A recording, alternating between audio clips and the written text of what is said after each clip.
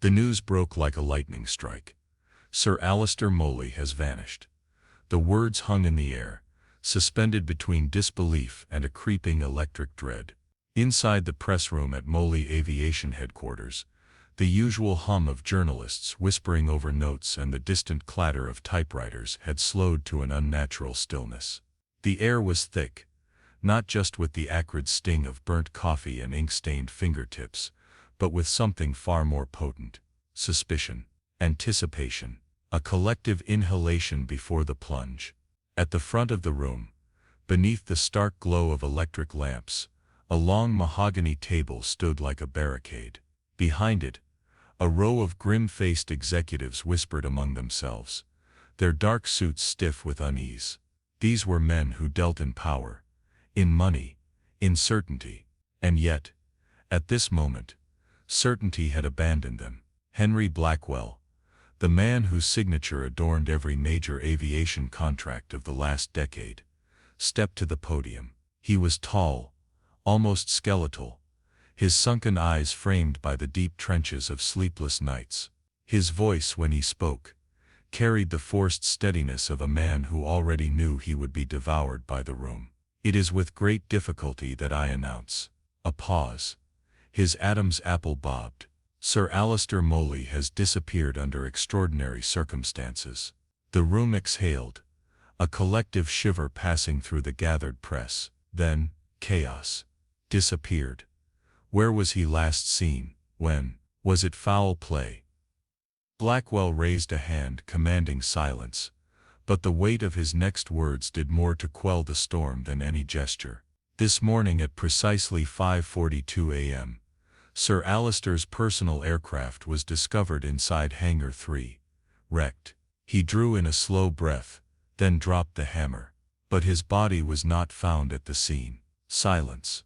A perfect, unnatural silence. Then the dam broke. Shouts erupted from all corners of the press room. A cacophony of overlapping demands. "No body. Inside the hangar. How is that possible? Was there a pilot?" Flashbulbs burst in rapid succession, momentarily bleaching the room in white light. Blackwell pressed on. "Security footage confirms that the hangar was locked from the inside.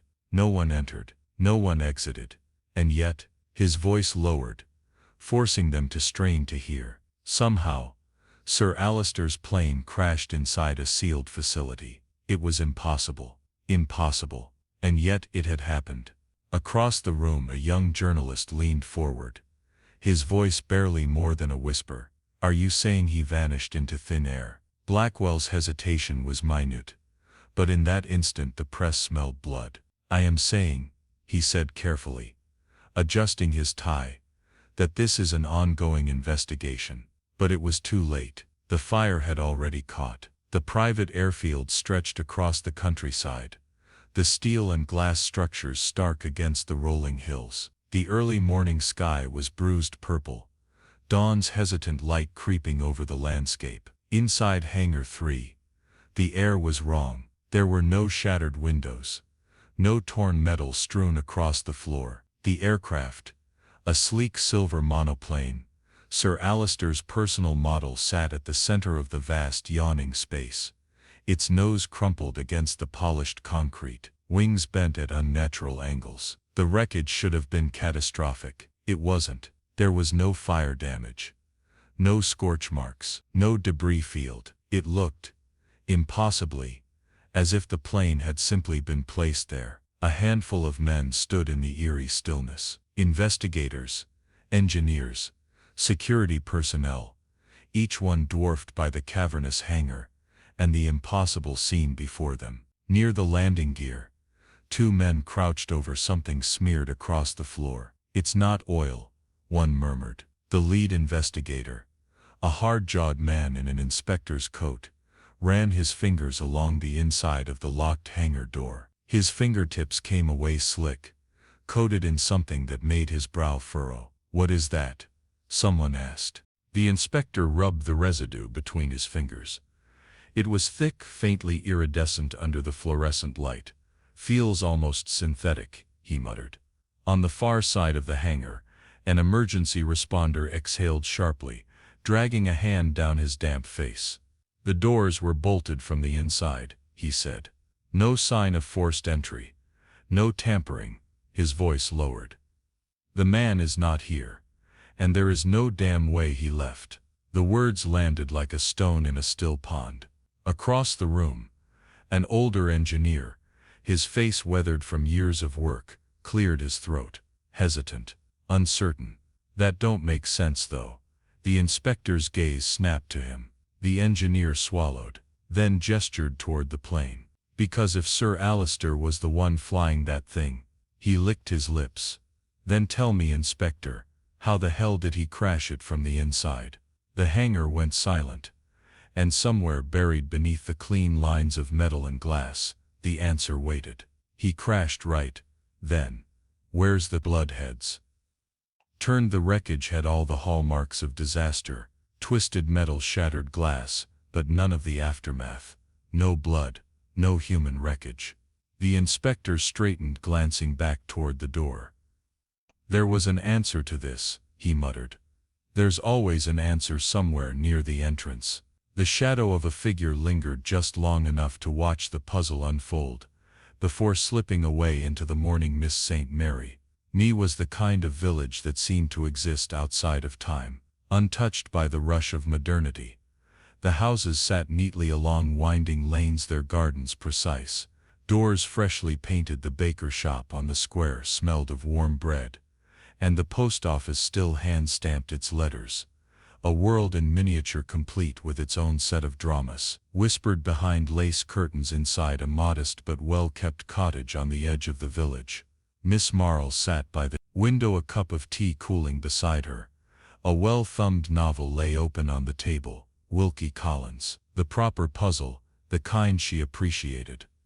The trouble with real mysteries, of course, was that they didn't always come with neat resolutions. Outside, the morning stretched quiet and predictable. Mrs. Calthorpe shuffled past with her peaky knees, looking as scandalized as ever. Young Tommy Wheeler cycled down the lane, delivering milk with the reckless energy of youth. The butcher's boy was arguing with old Mrs. Fitzwilliam over the price of lamb, as he did every Tuesday. The world continued in its small, comfortable patterns. Miss Marple turned a page, but she wasn't reading. She'd had a feeling all morning, a whisper of unease, the sense that something in the air was off kilter. It was an instinct. She had learned to trust. The knock at the door came just as she reached for her tea. It wasn't a visitor's knock, not the hesitant tap of Mrs. Harmon calling for a recipe, nor the brisk rap of the vicar's wife on one of her crusades against immodesty. This was different, efficient, discreet. She unfolded herself from the chair and crossed to the door, her steps light despite her years. When she opened it, the postman stood there, looking mildly apologetic. "Telegram for you, Miss Marple," he said, holding it out. She took it, nodding her thanks, and closed the door. Before he could start speculating, the villagers would find out soon enough. Bad news traveled fast in St. Mary Me, faster than the London Express. She sat down again, smoothing out the yellow paper with careful fingers. Telegrams were rarely good news. They were too urgent for anything trivial. "Miss Marple, urgent matter requiring your attention. Stop, Sir Alister Mole missing after impossible crash. Stop inquiry requested at Moy Aviation. Stop. Details to follow. Stop. Black." Well, she read it twice, lips pressing together. Sir Alice Mole. That was a name she hadn't heard in years. A brilliant aviator, but also a man of considerable arrogance. She remembered him from a garden party. Once all sharp wit and sharper elbows, he had a way of making people feel small, of commanding attention without earning it. Some men were like that now. He was missing. Miss Marple set the telegram down beside her book and picked up her tea. It had gone cold. "An impossible crash," she murmured. Impossible things had a way of turning out quite possible. Once you looked at them properly, a man couldn't vanish into thin air. There was always a trick, always a seam, where reality frayed at the edges. The question wasn't if there was an explanation, The question was who had gone to such trouble to make it look otherwise. She sat back considering there had been other cases, a locked room poisoning in Sussex, a vanished heir in Kensington, mysteries that on first glance seemed insurmountable, but in the end came down to something simple: human nature, greed, jealousy, fear, the same forces that stirred in a small village, stirred in boardrooms, in city streets, in high city hangars. The only difference was the scale. Miss Marple had never been to aviation, but she could picture it: the gleaming metal of aircraft, clipped voices of engineers, the meticulous order of a place built on precision. And now somewhere in the midst of all that control, was a single glaring mistake. She sipped her cold tea outside the village, went on as it always did. The bells of St. Mary's chimed the hour. A door slammed down the lane. The butcher's boy finally gave up arguing and handed over the lamb. Life continued, orderly as ever. But something had changed. Miss Marple placed the telegram carefully in her book and stood. It seemed she had a journey to make. The train pulled out of St. Mary's modest station with a low mechanical groan gathering speed as it cut through the rolling green of the English countryside. Miss Marple sat near the window, gloved hands folded neatly in her lap, watching hedge blur past. The locomotive rocked gently, the steady clack-clack of iron wheels on rails filling the space between murmured conversations and the occasional clink of teacups. The compart smelled of old leather and polished wood, with a faint undercurrent of damp wool from a gentleman's overcoat hung too close to the heater. It was a comfortable space, but not a relaxed one. There was something in the air, an unease, threading through the passengers like a silent draft. Miss Marple wasn't alone in her compartment. Across from her, a well-dressed woman, in a fur-trimmed coat, kept adjusting the pearls at her throat, a nervous habit to her left.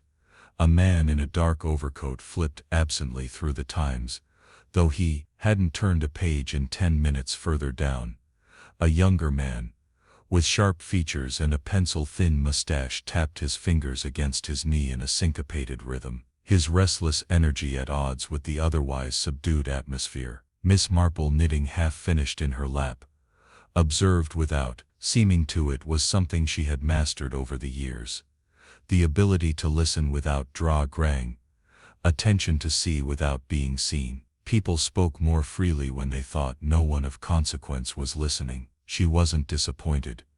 "You mark my words," the pearl-clutching woman said to her companion, a plump, ruddy-cheeked man, who seemed more interested in his newspaper than her opinions. "This isn't just an accident." Her voice was low but urgent. "They saying Sir Moore's disappearance has implications." The man sighed. "You read too much into things, Margaret." "Do I?" The woman's eyes narrowed. "Plane crashes inside a locked hangar, and he's nowhere to be found. Doesn't that seem rather convenient? And now the government is involved." She shook her head. "It's not right." Miss Marple's hands stilled on her knitting. The government, that was a new wrinkle further down the carriage. The younger man with the mustache chuckled under his breath. "The government's always involved," he muttered mostly to himself. "It depends on who they're covering." For the pearl-clutching woman turned sharply. "And what do you mean by that, sir?" The young man shrugged. "Only that Melly wasn't exactly a saint. He had friends in high places and enemies. Even higher. A man like that doesn't just vanish, unless someone wants him to." The ruddy-cheeked man folded his newspaper with an air of finality. "That's enough nonsense for one morning." But the damage was done. The words lingered in the air, leaving an aftertaste of suspicion. Miss Marple resumed knitting. "Mind working, sir." Alice Moley was well connected. Certainly his name carried weight in the aviation world, and with weight came power, and with power enemies. The train rattled on. Outside the window the countryside gave way to industry. Tall chimneys and the skeletal frames of half-built fact eyes signaling a shift in landscape. The air seemed to change too, thickening with the scent of coal and iron. They were nearing London's outskirts, and beyond that the moly, Aviation facility. Miss Marple adjusted her shawl, her fingers brushing against the telegram, tucked in her sleeve. An impossible crash, a missing man, and now whispers of something more than mere misfortune. She had always believed in patterns, in the small threads that wove together to form a larger picture, and something told her that the picture forming now was not one of simple tragedy. The train's whistle BW long and low as the station loomed into view. It was time to step into the puzzle. The Moley Aviation Facility loomed against the dimming sky, all sharp edges and cold steel, a monument to modern engineering that looked out of place against the soft rolling countryside. The main building stood 3 stories high, fortress of glass and metal, while the hangars stretched out behind it, their wide doors shut tight. The setting sun cast long shadows across the tarmac painting, everything in deep blues and burnt orange. Miss Marple stepped out of the motor car that had been arranged for her, a sleek black vehicle, driven by a tight-lipped young man who barely spoke on the way from the station. The air smelled of machine oil and cooling metal. Somewhere in the distance, a lone aircraft engine hummed before winding down to silence. She adjusted her gloves, taking in the scene. A man was waiting for her at the entrance, hands clasped behind his back, thin, well-dressed, but not in the expensive way, more like a man who cared about appearances, but had no particular wealth of his own. His hair, combed back with too much oil, gleamed under the electric lights above the doorway. His eyes, however, were restless. "Miss Marple, I presume." His voice was clipped. "Practiced, you presume correctly," she said, stepping forward. "And you are Howard Finch, facility manager." He hesitated, just long enough for her to notice. "I've been asked to assist you in any way necessary." "Ah, that sounds rather accommodating," she said lightly, brushing past him into the entrance hall. Inside, the facility was all glass and steel, pristine, but impersonal, the kind of place that valued efficiency over comfort. The floors gleamed, the walls were spotless, but the air had the feel of something unfinished, like a house where no one had settled. Finch followed beside her, his steps precise. "I understand you've been asked to look into Sir Moley's disappearance." "Yes." She paused, eyes sweeping the hallway. A desk stood against the far wall, a stack of files left haphazardly on top. A woman in a crisp blouse and skirt was hurriedly locking a filing cabinet, her hands moving just a little too fast. She glanced up at them, then back down, turning the key sharply before tucking it into her pocket. Miss Marple smiled faintly. "Your staff seems quite busy." "Security measures," Finch said smoothly. "We have to be careful given the circumstances." "Of course." She nodded toward the locked cabinet. "I suppose Morley's records would be in there." Finch's mouth twitched. "That's confidential." Miss Marple gave him a pleasant smile. Naturally, they moved through the hallway past a set of tall windows that looked out toward the hangars beyond the glass. The massive doors of Hangar 3 were sealed shut. A single lantern flickered near the entrance, casting jittery light over the concrete. She noted the details quietly: oil stains along the threshold, scuff marks near the base of the door, signs of movement. "How many people have access to the hangars?" she asked. Finch hesitated again. "Only authorized personnel." Miss Marple's expression didn't change, but she let a small silence stretch between them. Finch cleared his throat. "There was some unusual maintenance work scheduled the night before the crash, or routine." "Of course," he said quickly, "but still, the timing is unfortunate." "I see." She smoothed a hand over her handbag. "I suppose I should speak with whoever scheduled it." Finch gave a thin smile. "I'll see what I can do." Miss Marple inclined her head, watching the nervous way his fingers curled at his sides. "Yes," she said gently, "I rather think you will." The air inside Hangar 3 was thick with the scent of metal and fuel, a mixture that clung to the walls like a memory. The cavernous space swallowed sounds, making every footstep feel heavier, every breath more deliberate. Overhead security lights buzzed faintly, casting a sterile glow that sharpened the edges of everything. Steel beams polished floors, the wreckage of Sir Alister Moley's plane. Miss Marple stood near the entrance, hands clasped in front of her eyes, moving slowly over the scene. The monoplane lay at an awkward angle, its nose crumpled from impact, wings bent inward like broken limbs. But there was something off about the damage too contained, too neat. No sign of violent shattering, no twisted metal, scattered in chaotic ruin, just a carefully confined wreck behind her. Fin shifted, clearing his throat. I don't suppose you've seen an aircraft crash before, Miss Marple. She didn't look at him. Not personally. No. She stepped forward, the sound of her sensible shoes tapping against the smooth concrete. Though I have seen the results of well-planned destruction before, quite a different thing from an accident. Finch gave a tight smile. We still determining the cause. Yes, she murmured, stopping just shy of the plane's battered fuselage. I imagine you are to her right. Two investigators stood by a control panel exchanging clipped words. A young man in coveralls knelt near the hangar doors, running gloved fingers along the locking mechanism. His Russian was tau with confusion. Miss Marple turned her head slightly. That's an unusual amount of interest in a door, wouldn't you say? Finch exhaled sharply. It was sealed from the inside. She looked up at him. Eyes sharp. Locked, you mean? Yes. His voice had the weight of someone reluctant to admit something impossible. When security arrived, the hangar was locked. No one came in, no one went out, and yet he gestured toward the wreckage. No, Sir Moley, Miss Marple finished for him. Finch nodded. She turned back to the plane, crouching slightly. The concrete beneath it was clean. No drag marks, no blood. It looked placed rather than fallen, like a child's toy set down with care. She reached into her handbag, retrieving a small handkerchief, and pressed it lightly against the floor, just beside the wreck. When she lifted it, a thin smear of something dark and glossy clung to the fabric. Miss Marple studied it, turning the cloth slightly. The substance caught the light, a slick synthetic sheen, not oil, not fuel, something engineered. She straightened, tucking the handkerchief away. I imagine your forensic team has noted this already, she said. Voice smiled. Finch's face was carefully blank. We're looking into it. Yes, she said again, stepping back. I imagine you are. Her eyes moved to the hangar walls, tracing their smooth industrial finish. The space was designed to be secure, a controlled environment where nothing happened by chance. But security, she had learned, was only as good as the people who built it.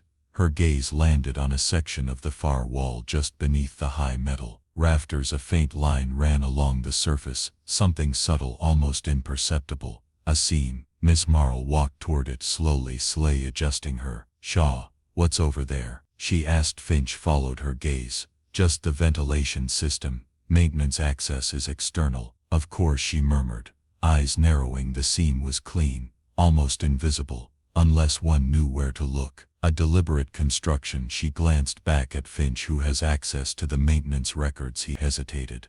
I'll have to check. Miss Marple smiled, thin and polite. I imagine you will. She turned back to the wall, fingers tapping lightly against the cool surface. A ventilation shaft, narrow, concealed, and possibly just large enough for someone desperate enough. An impossible crime always had a method, and this one was starting to reveal its shape. Sir Alice Sem's office smelled of leather ink, and the faint trace of cigar smoke that had long since settled into the furniture.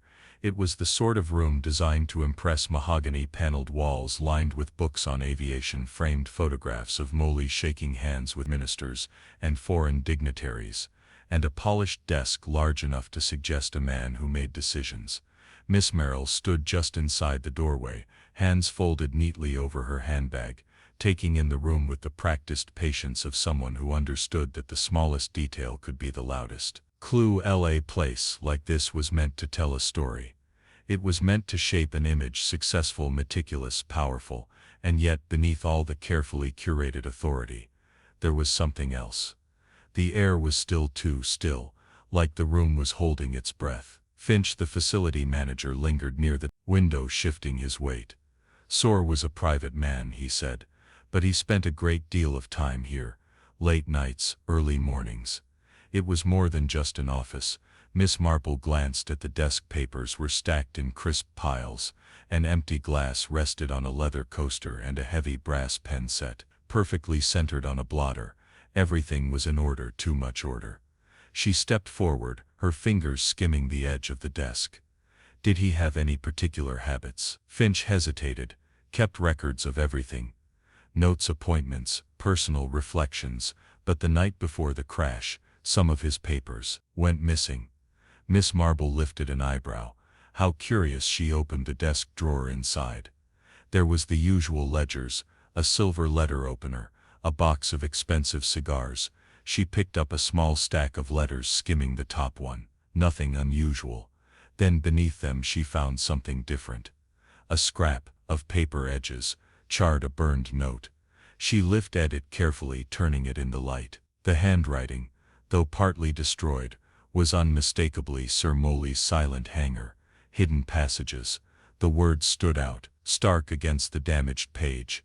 The edges of the paper were curled, burned just enough to obscure meaning, but not enough to erase the warning. Miss Marple turned to Finch. Where was this found? He cleared his throat. Inside the fireplace. It hadn't burned completely. She studied it again, piecing together what was left.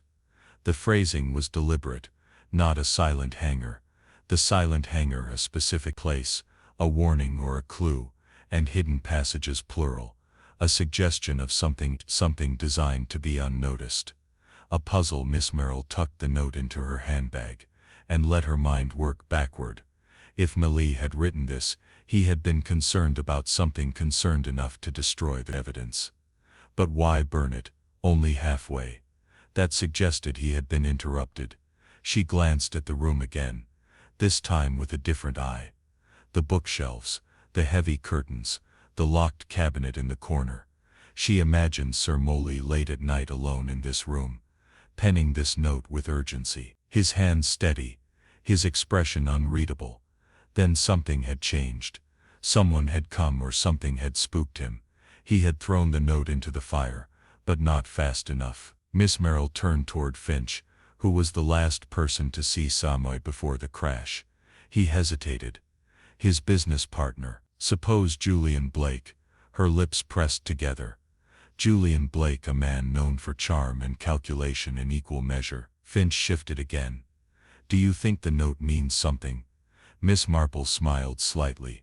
Mr. Finch, everything means something. She turned back to the room gas lingering on the empty glass on the desk, the careful arrangement of papers. The scene had been set, curated, but something was missing. Something that had been here before the fire. Before the crash, Sir Molly had left a message. He had tried to erase it, but the truth had a way of surviving. Miss Marple adjusted her shawl and stepped toward the door. I should like to speak with Mr. Blake. Finch nodded, though his expression was wary. Miss Mar's fingers brushed against the burned note inside her handbag. A silent hanger. Hidden passages. Sorley had known something, and someone had wanted to make sure he never spoke about it. Interview room was small, plain, and just uncomfortable enough to make people talk. A single wooden table stood in the center, its surface scratched from years of restless fingers, drumming against it. Electric light buzzed overhead, throwing stark shadows against the walls. The air smelled faintly of old coffee and burnt tobacco. Miss Marple sat at one end of the table, her gloved hands folded neatly over a leather notebook. Finch, the facility manager, hovered near the door, looking as if he'd rather be anywhere else. The first suspect was already waiting. Julian Blake walked in like he owned the place. He was a man in his early 50s, with silvered hair that had been combed into submission, and a suit tailored just enough to suggest money, but not enough to suggest extravagance. He had the easy confidence of someone used to handling people, but the sharpness in his eyes gave him away. This was a man who didn't trust easily. He took his seat with a practiced smile. Miss Marple, is it? She gave a pleasant nod. Mr. Blake, thank you for speaking with me. Anything to assist the investigation, of course. He leaned back, crossing one leg over the other. Terrible business. All of this. Yes, she agreed mildly. Terrible. She let the silence stretch, watching as he filled it. I'd only spoken to a list briefly the day before. Blake continued. smoothing the cuffs of his shirt, and was in good spirits, focused on work as always. We discussed the latest funding proposals, and then he left for the hangar. That was the last I saw of him. Miss Marple tilted her head. You're quite sure? A pause, just a flicker. Then the smile again. Of course I had dinner with some associates afterward. A late night but uneventful. She tapped her fingers lightly against the table. I imagine the investigators have verified that they have, he said smoothly. Miss Marple gave him the kind of smile one might give a child insisting that 2 + 2 = 5. Curious, though Blake's expression flickered again. What is that? You had a dinner engagement at the same time. Molly was working late, and yet according to Finch here, no one else at the facility saw Morley after a certain hour. I wonder how long did you wait before leaving for dinner? Lick's fingers tensed against the arm of his chair. Just for a moment. I had matters to attend to. Business. I don't account for every minute of my schedule. Miss Marple, no, she said softly. I rather suspect you, don't. She closed her notebook. That will be all for now. Mr. Blake. Blake hesitated, then stood. Of course, if you need anything else. She simply nodded, already making notes as he left the room. Molly arrived with a cigarette held between two perfectly manicured fingers. She was striking in an austere sort of way, sharp cheekbones, dark eyes, a dress that was fashionable without being a widow in all but legality. She took a long drag before sitting down. I won't pretend to be heartbroken. Miss Marple nodded. No, I rather thought not. Smoke in a slow, measured stream, Eliezer, and I hadn't spoken in months. I imagine you've already been told that our marriage was functionally over, and yet still married. Lillian's lips curved slightly. Yes, technically. Any financial discussions between you? Recently. The smile didn't falter, but there was something colder in it now. A few. He wanted a divorce. I wanted my share of his fortune. We were negotiating.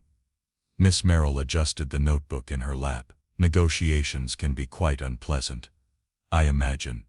Oh, quite another drag of the cigarette. But I'm no fool, Miss Marple. If I wanted Eliezer dead, I wouldn't have waited until he conveniently vanished in an impossible locked room scenario. A little poison in his brandy would have been far less dramatic. Miss Marple's expression didn't change. And yet you don't seem particularly surprised that he's missing. Lillian let the cigarette smolder between her fingers. He had enemies, Miss Marple, and if you think I'm the most dangerous one, then you haven't been looking hard enough. Miss Marple gave her a long, thoughtful look, then gently, and where were you? The night of the crash. Leland smiled at the theater with witnesses. Miss Marple nodded. How fortunate. Lillian stood. Is that all? Was that all? Leland flicked the cigarette into the ashtray and left without another word. Richard Hale was young, restless, and already annoyed when he sat down. This is a waste of time, he said. Miss Marple regarded him mildly. Is it? Hale crossed his arms. He was the type who carried tension in his shoulders, always on edge. Look, I had nothing to do with Merrill's disappearance. Did you dislike him? Hale let out a sharp laugh. Sure. Who didn't? The man treated everyone like they were beneath him. But that doesn't mean I wanted him dead. Miss Marple nodded. And yet there was quite a bit of bad blood between you. Hale's jaw clenched. He stole my designs, my prototype, took credit for things he had no right to. She jotted something down that must have made you very angry. His fingers curled into fists. I wanted him ruined, Miss Marple, not dead. A very fine distinction. Hale exhaled sharply. You're looking at the wrong people. Molly was involved in something bigger than me, or Blake, or his damned wife. I'd bet money on it. Miss Marple closed her notebook. I do appreciate a gambler. Mr. Hale Whitaker had the stillness of a man who knew too much. He sat perfectly upright, expression unreadable. His hands folded neatly on the table. This Marple, he greeted evenly. Mr. Whittier, she returned. I assume you have questions. Only a few. He inclined his head. Then I'll answer what I can. She studied him. You were here. The night of the crash. Yes. You had business with Molly, classified business. Miss Merrill tilted her head. And yet you won't deny it. Whitaker's lips twitched. I have no reason to. Then you must have some insight into his disappearance. A pause. I suspect you already know more. The press room at Molly Aviation headquarters buzzed with the low murmur of voices, punctuated by the occasional cough, and the shuffle of papers. The air was thick, not just with the scent of burnt coffee and ink-stained fingers, but with something unspoken, an unease that crawled beneath the skin of every journalist packed into the room. At the front, beneath the sharp glow of overhead lamps, a long mahogany table stood like a barrier between truth and speculation. Behind it, a row of men in dark suits sat stiffly, their hushed whispers carrying the weight of things left unsaid. The name Molly meant power, power meant scrutiny, and scrutiny could be dangerous. A reporter from the Times flicked open his notepad, impatience shadowing his face. What's the holdup? He muttered. Something's off, came a whisper from behind him. You can feel it. At exactly noon, a tall, sunken-eyed man in a three-piece suit stepped to the podium. His name, Henry Blackwell, was stamped on every aviation contract in the last decade. Yet his face was forgettable. He cleared his throat, the sound cutting through the tense air like a scalpel. It is with great difficulty, he began, voice measured but strained, that I announce. He paused, inhaling as if to steady himself against the inevitable storm. Sir Alister Molly has disappeared under extraordinary circumstances. A stillness fell over the room, sharp and unnatural. Every journalist leaned forward in unison. His aircraft, Blackwell continued, was found crashed this morning, at precisely 5:42 a.m. inside the central hangar at Molly Aviation's private airfield. He swallowed. However, his body was not found at the scene. The room detonated. Inside the hangar, nobody. How the hell? Camera flashes ignited like gunfire. Blackwell raised a hand for silence. Security footage confirms that the hangar was locked from within. No one entered. No one exited. The doors remained bolted. He exhaled. Sir Alister's aircraft crashed inside a sealed facility. The words hung in the air like the moment before a lightning strike. A locked room mystery. An impossible crash. No body. A young journalist with slicked back hair leaned forward, voice tight with disbelief. Are you saying? He vanished into thin air. Blackwell hesitated, just a fraction too long. I am saying, he adjusted his tie, that this is an ongoing investigation. Further details will be provided in due course. But the damage was done. Speculation coiled through the air like smoke. The impossible was always thrilling, until someone had to explain it. The Molly Aviation private airfield lay beneath a bruised morning sky, the sun creeping over glass and steel hangars, indifferent to the enigma within. Inside Hangar 3, the atmosphere was different. Thick, sterile, wrong. The aircraft, a sleek silver monoplane, sat in the center, its nose crumpled against the polished floor, wings twisted at unnatural angles. The damage was precise, too precise. The impact should have shattered glass, shredded steel. It hadn't. The wreckage looked placed, not fallen. Near the landing gear, two investigators crouched, murmuring over something smeared across the floor. A third man, clad in an inspector's coat, traced his fingers along the heavy bolted doors. He pulled back his hand, rubbing his thumb against his fingertips. What is that? One of the men asked. Not oil, the inspector murmured. Something else. He examined the dark smudge against his skin. It feels almost synthetic. Across the hangar, an emergency responder pulled off his cap, dragging a hand through damp hair. His voice was tight. The doors were locked from the inside. No sign of forced entry, no tampering. He exhaled. Sir Alister is not here, and there's no damn way he left. Silence. Then one of the engineers, a weathered man with the kind of face that had seen too much, spoke, his voice hesitant. That don't make sense though. The inspector shot him a glance. Explain. The engineer gestured toward the wreckage. Because, sir, that plane never took off. Miss Marple arrived at the airfield just as twilight bled into darkness. Finch had tried to insist she wait until morning, but she waved him off with a polite smile.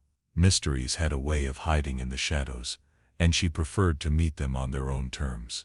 The facility felt different at night.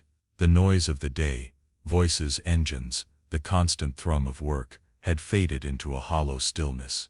Only the distant hum of a security generator and the occasional creak of settling steel broke the silence.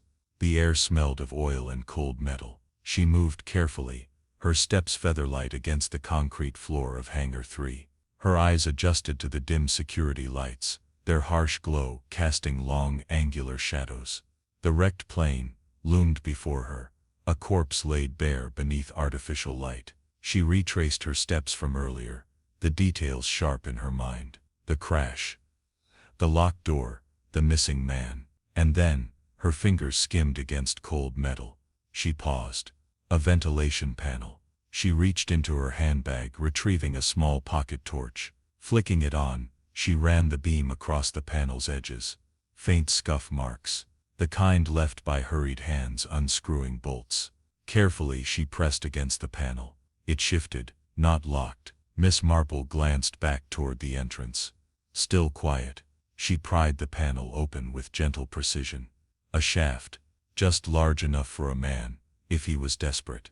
The tunnel stretched into darkness, disappearing into the ventilation system. A hidden escape route. So much for an impossible crime. She replaced the panel exactly as she'd found it, smoothing her gloves over the surface. The trick wasn't just in seeing the answer. It was in knowing when to let others believe it was still hidden. With a satisfied nod, she turned, slipping her torch back into her handbag. Her suspicions were confirmed. Now she just needed proof. The makeshift forensic lab was an afterthought of a space, yellowed walls, flickering fluorescent lights, and the scent of old paper and industrial solvents. Harris, a young technician, sat hunched over a magnifying glass, sleeves rolled up, his sharp eyes narrowed in concentration. He had the look of a man who was used to being ignored, observant, quiet, and slightly resentful of it. Miss Marple stood beside him, watching as he carefully examined the residue she had collected. He grunted. "This isn't aviation fuel," he muttered. "No?" she asked mildly. He shook his head. "It's synthetic. Some kind of polymer." He set down his tweezers, eyes meeting hers. "This wasn't an accident, was it?"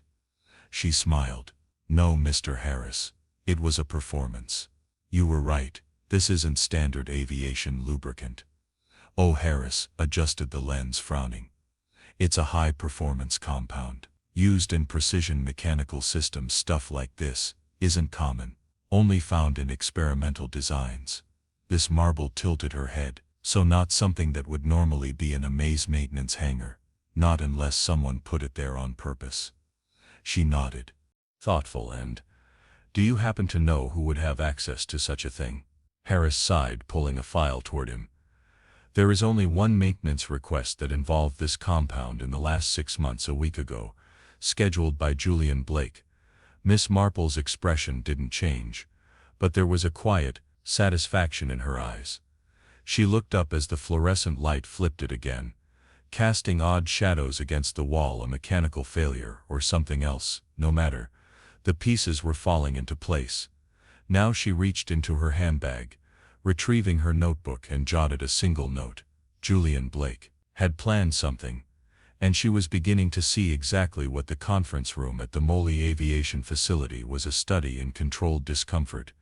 Dim lighting cast deep shadows over the long oak table. The only sound the slow tick of the wall clock. The air smelled faintly of stale coffee, old paper. The walls, lined with faded aviation blueprints, seemed to close in as the tension thickened. Miss Merrill sat at one end, her small frame deceptive in its stillness. She folded her hands over her notebook, eyes moving from one suspect to the next. They were all here: Julian Blake, the business partner; Lillian Moley, the Astang wife; Richard Hale, the rival pilot; and Charles Whitaker, the government agent. Howard Finch, the facility manager, leaned against the far wall, arms crossed as if hoping he could disappear into the woodwork. Miss Marple's voice was pleasant, almost conversational. I thought it would be helpful to go over everyone's whereabouts the night of Sir Mel's disappearance. Blake smirked. Haven't we already done this? She smiled back. Not quite. She turned a page in her notebook. Mr. Blake, you mentioned that you had dinner with associates the night of the incident. You left the facility. At what time? Blake's confidence wavered just a hair. 7:30, perhaps closer to 8. Miss Marple nodded. And the maintenance logs show you accessed the engineering wing at precisely 7:12 p.m. Blake's eyes narrowed. Yes, I had paperwork to finalize. Indeed, she tilted her head. That's rather fortunate timing. Blake exhaled sharply, shifting in his seat. I don't see how. Miss Mark's voice remained mild. Well, the hangar security logs show that the access codes were disabled at 7:15 p.m. That would mean someone inside had overridden them manually. Blake went. Still, Miss Marple continued, her tone conversational, which means of course that whoever was inside the hangar at that moment had the ability to make it appear sealed from within. Lillian Mo tapped ash from her cigarette into a crystal tray. Sounds damning, she murmured. Not looking up. Blake forced a smile. Are you suggesting I locked Morley in the hangar and staged the crash? Miss Marple returned his smile, but hers had something sharper behind it. Not at all. I'm simply saying that you were in a very convenient position to do so. The room held its breath. Blake's jaw tightened. Miss Marple turned to Finch. Do the maintenance logs indicate what Mr. Blake was working on? Finch hesitated. It was a request for an equipment update. Something about recalibrating the security system for the hangar doors. Miss Marple sighed. Well, that is interesting, isn't it? Blake opened his mouth, then closed it. Miss Marple let the silence stretch just long enough before she stood smoothing her skirt. Let's take a short break. I'm sure Mr. Blake would like a moment to gather his thoughts. No one spoke as she exited the room. The corridor was dimly lit, the walls narrow, the silence thick. Somewhere far off, the hum of an engine rumbled low, steady. The facility had a way of making people feel small, as if the metal and machinery had swallowed them whole. Miss Marple stood in the center of it, waiting. Charles Wissier emerged from the conference room last, his movements slow and deliberate. He saw her standing there, and hesitated for the briefest second. Then he walked toward her, calm as ever. Miss Marple, he said, evenly. Mr. Whitaker. She watched him, noting the way his shoulders stayed squared, the way his hands remained still at his sides. A man who trained himself not to show anything. I wonder, she said, voice light, if you might indulge an old woman's curiosity. Whitaker gave her the kind of smile a man gives when he's measuring his words carefully. I'd be happy to. Within reason. How familiar were you with Sir Moore's unofficial activities? A pause, not long, but noticeable. Unofficial. Miss Marple folded her hands. Well, come now, Mr. Whitaker. You didn't happen to be present the night of the crash by accident. Men in your position don't linger without reason. Whitaker's jaw tightened slightly. She continued, pleasant, but unyielding. And I do wonder if Morrell was involved in something sensitive, perhaps even illegal. What might happen if someone decided he was more useful missing than present? Whitaker exhaled slowly. You ask very dangerous questions, Miss Marple. She smiled. And you answer them very carefully. For a moment neither of them spoke. Then Whitaker's voice dropped, just enough to sound like a warning. Morey had connections, the kind that don't like exposure. I imagine not. He met her gaze. Some doors should stay closed. Miss Marple nodded as if considering it. Then she said, and some doors like the hangars aren't as closed as people like to believe. Whitaker's expression flickered just for a second, but it was enough. Miss Marple straightened her gloves. I believe we'll be seeing more of each other very soon. Mr. Whitaker. She turned and walked away, leaving him standing in the dim corridor, his carefully composed mask beginning to crack. The heart of Hangar 3 was no longer just an aircraft storage space under the harsh glare of overhead lights. It had been transformed into something else, part interrogation chamber, part courtroom. A long metal table sat at the center, surrounded by scattered chairs, an impromptu arrangement that did little to make anyone comfortable. Miss Marple stood at the head of the table, small and unassuming, but there was something in her stance that made people sit straight or shift uneasily. The suspects were assembled. Julian Blake, his business partner, lounged back in his chair with the forced ease of a man who knew he was running out of places to hide Lillian Moley.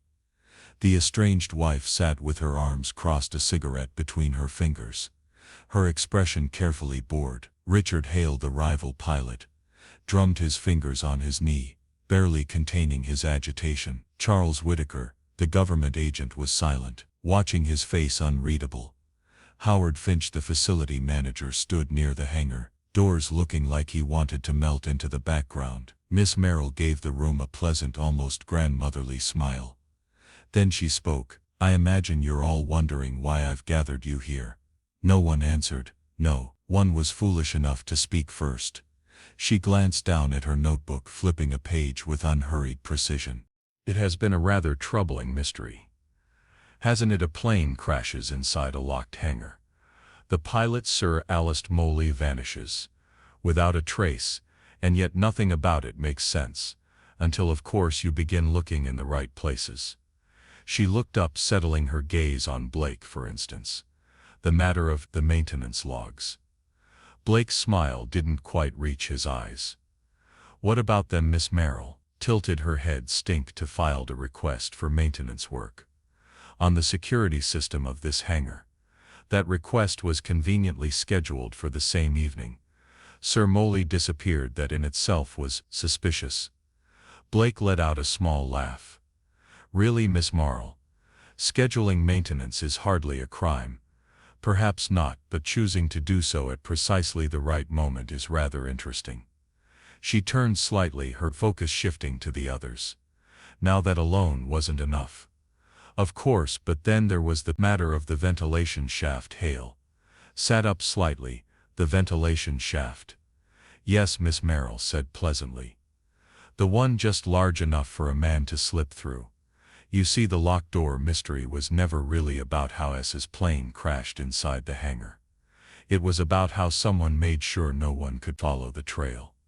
She turned back to Blake. "It's an old trick, really, a bit of misdirection.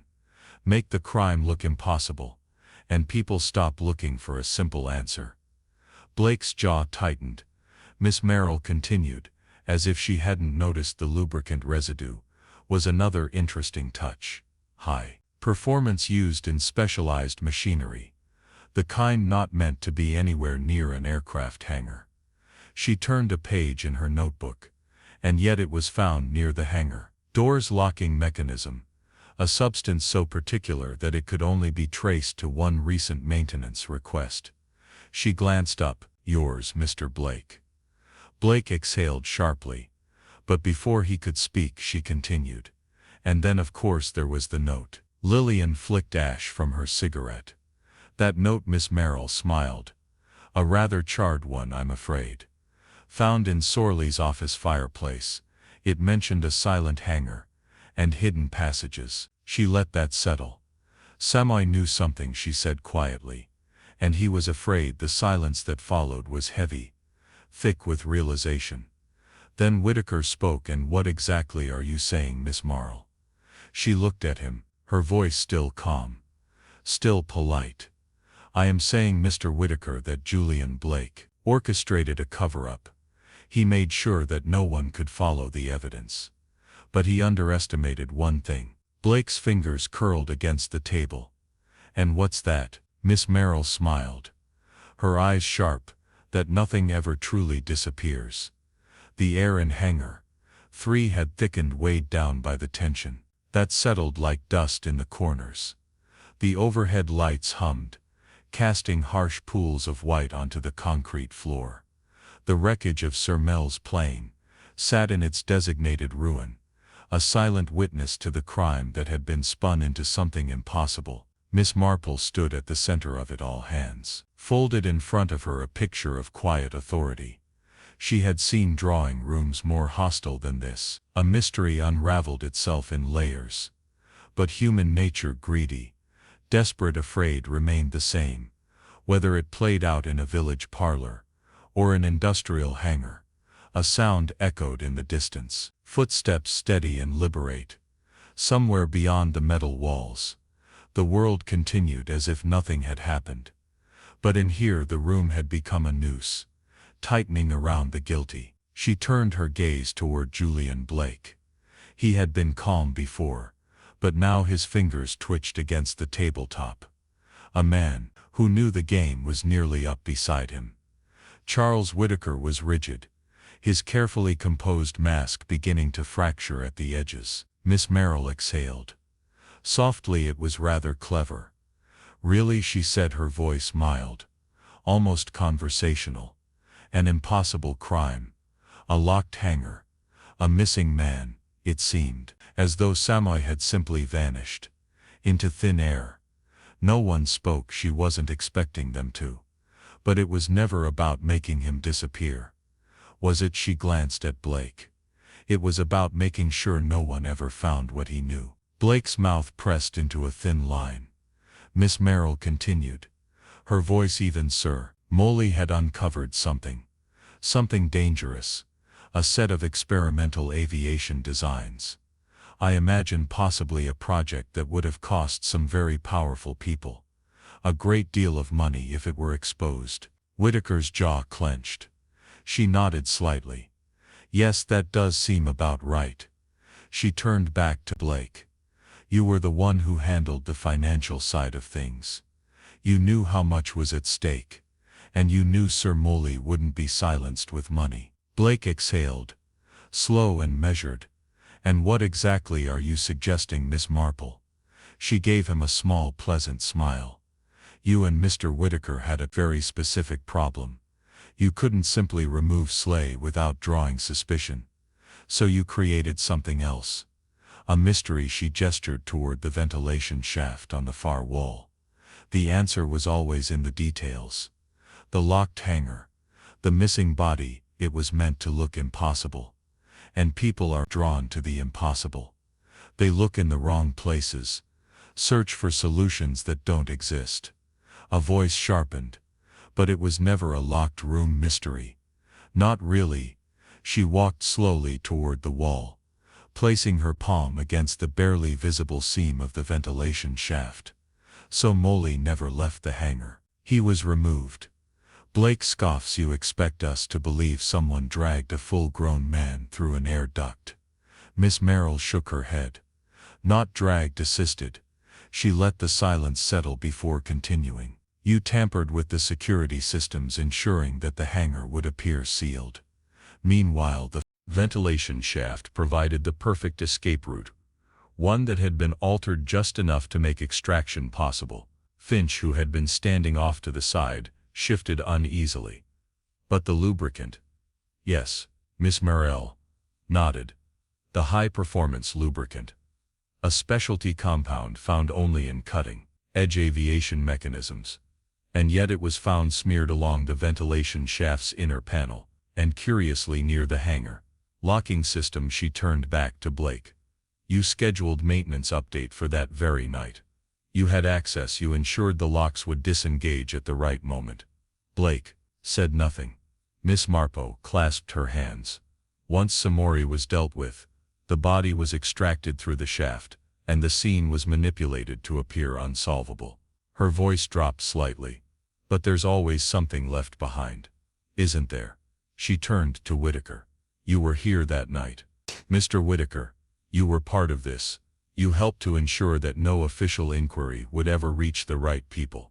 But you made one mistake. Kia's face was unreadable. And what was that? Miss Marple smiled faintly. You underestimated how much I enjoy a puzzle. The room fell silent. The lights buzzed overhead. Then slowly, Blake leaned forward. His hands clasped. His smile forced. And what proof do you have, Miss Marple? She tilted her head. Your own. She pulled a document from her handbag, sliding it onto the table. Your maintenance request filed under your authorization, time stamped at precisely 7:12 p.m. The exact moment. The hangar's security system registered an internal override. Blake's smile faltered. Miss Marple continued, her voice almost sympathetic. I imagine you thought no one would ever look closely. But then of course I did. A long pause. Then Blake exhaled, the weight of inevitable pressing into his shoulders. Whitaker's hands curled into fists. But he didn't speak. He had been careful for years, but now in this moment, there was nothing left to hide. Behind the silence stretched. Then Miss Morrell said softly, "The truth always finds its way out. Gentlemen, it's simply a matter of patience." The room held its breath. Then the first distant sound of approaching footsteps echoed down the corridor. It was over. The air outside Hangar 3 had shifted. The night still hung heavy over the airfield, but the tension had broken. The searchlights cut sharp beams across the concrete, illuminating the figures of uniformed officers moving with purpose. The crunch of boots, the rustle of handcuffs, the low murmur of official voices. It was the sound of inevitability. Miss Morrell stood just beyond the commotion, hands tucked neatly into fiat of her shawl, watching as the pieces of her puzzle were collected and placed into custody. Julian Blake was the first to break. "It wasn't supposed to happen like this," he muttered, as the officers pulled his hands behind his back. His voice lacked conviction, like a man arguing against the inevitable. Morley was going to ruin everything. He wasn't careful. He was going to destroy the company, the investors. Miss Morrell arched a brow. "And so you made sure he disappeared?" Blake gave a short, humorous laugh. "Not at first. I thought I could control him. But he wouldn't listen." His gaze flicked to Whitaker, and then he got involved. Whitaker, still composed despite the handcuffs, didn't bother responding. His silence was an admission in itself. Miss Morrell sighed. "It always comes down to ambition, doesn't it? You had everything. Mr. Blake, a successful business, wealth, power, and yet it wasn't enough. It was never about enough. Miss Marple, it was about keeping it." Whitaker, standing beside him, exhaled slowly. "Men like Molly get themselves killed," he said, his voice low, detached. "All I did was make sure it happened, sooner rather than later." Miss Marple's gaze was steady. "Ah, a bureaucrat's justification. How very tidy." The officer in charge signaled his men, and within moments, the two men were being led toward the waiting cars. Their footsteps echoed across the tarmac, slow and deliberate. Each step weighted with the heaviness of everything left unsaid. The air was thick, still carrying the scent of oil and burnt rubber, as if the night itself was reluctant to let go of what had transpired. The towering hangars stood silent now, their shadows stretching like long fingers under the dim glow of the security lights. Finch, who had lingered at the periphery of it all, let out a slow, exhausted breath. He rubbed a hand over his face, his expression unreadable. "Well," he muttered, voice thick with something between relief and regret. "That's that, then." Miss Marple turned slightly, watching as the car doors slammed shut in unison. Engines roared to life, and one by one, the vehicles disappeared into the night, red tail lights shrinking into the darkness. "Yes," she murmured, more to herself than to him. "For them at least." She remained there a moment longer, standing at the edge of the airfield, feeling the chill settle into her bones. The case was closed. The culprits were caught, and yet, she knew better than most, that justice was rarely as simple as an arrest. It was about balance, about setting things right in ways the law sometimes could not. A breeze whispered through the empty space, tugging at the edges of her shawl. She pulled it tighter around her shoulders, and turned away from the field of steel and aviation, stepping quietly into the awaiting car. It was time to go home. The return to St. Mary Mead. The village of St. Mary Mead was still wrapped in the hush of early morning when Miss Marple arrived home. The kind of morning where the air carried the crisp bite of lingering frost, and the world was caught in that delicate moment between sleep and wakefulness. The sky, a soft shade of violet, promised the slow arrival of daylight. She stepped inside her cottage, setting her handbag down with the practiced ease of habit. The space was warm, inviting, scented with lavender and old books, untouched by the shadows of the night she had left behind. The weight of the case, of everything she had uncovered, had not followed her here. Not yet. Outside, the first sounds of the day began to stir. Birds in the hedgerows, the distant rattle of a milk cart, the muffled chatter of villagers greeting the dawn. Life carried on, indifferent to the mysteries that unraveled in the dark. Miss Marple moved to her usual chair by the window, settling in with a quiet sigh. A fresh pot of tea steamed beside her, the delicate porcelain cup warm against her fingers. On the small wooden table lay her notebook, pages filled with careful, meticulous observations, each line a breadcrumb leading to the truth of Sir Alister Mole's disappearance. Her eyes traced the final pages, lingering on the details, the maintenance logs, the cryptic note, the residue of an unusual lubricant, the air duct that had been the key to it all. A perfect crime, designed with mathematical precision, undone by the very details meant to make it impossible. But it was not just the facts that held her attention. Resting beside her notebook was an envelope, its edges slightly worn, a letter, one that had arrived quietly before she left London. She unfolded it with care, the handwriting instantly familiar.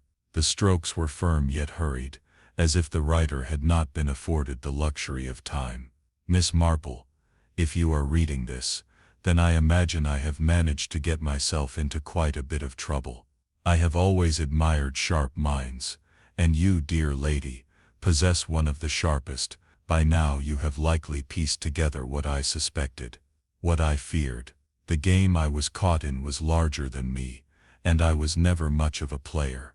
I imagine my enemies thought me a nuisance, a loose end to be tied up, but a man should not go to his grave without trying to set things right. I leave this puzzle in your capable hands. I have no doubt that in the end, truth will be restored. Yours, Alister Mole. Miss Marple folded the letter carefully, setting it back onto the table with a soft exhale. Justice had been served, but true mysteries never quite ended. There were still threads left hanging, whispers in the dark yet to be silenced. The note found in Mole's fireplace hinted at a hidden passage, a silent hangar, secrets within secrets. And there had been something else, a missing piece, an unseen hand that had set the entire game in motion. Perhaps in time, the final answers would come. She reached for her tea, taking a slow, measured sip, allowing the warmth to settle within her. Outside, the world carried on, unchanged by the riddles that had consumed her for days. The butcher's boy rode past on his bicycle. Calthorpe walked her peonies in the crisp morning air. The village remained as it always had, as it always would. Miss Marple set her cup down with the smallest of smiles. Mysteries were like people. They never truly disappeared. They only waited to be found.